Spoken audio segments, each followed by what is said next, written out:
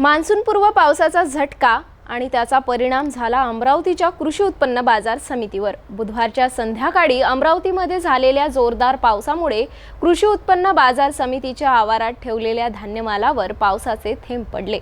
बाजार समितीत कामकाज पूर्ण झाल्यानंतर हरभरा, तूर आणि सोयाबीन यासारख्या मालाचे पोती ताडपत्रीने झाकून ठेवण्यात आले होते।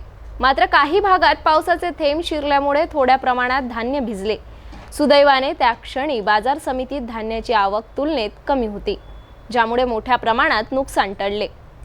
पावसाच्या झडीनंतर गुरुवारी पुन्हा शेतकरी आपल्या मालासह बाजारात दाखल झाले। मान्सूनपूर्व पावसाने दिलेली ही पहिली झलक आणि त्याचा परिणाम कृषी उत्पन्न बाजार समितीच्या व्यवस्थेवरही दिसून आला। अशा वेळी कृषी उत्पन्न बाजार समितीकडून वेळीच घेतलेली तातडीची उपाययोजना महत्त्वाची ठरली। मात्र यानंतरच्या काळातही पावसाचे प्रमाण वाढण्याची शक्यता लक्षात घेत शेतकरी आणि व्यापाऱ्यांना अधिक काळजी घेण्याची गरज आहे। बाजार समितीनेही संरक्षण उपाययोजनांत अधिक गुंतवणूक करावी ही वेळेची गरज आहे।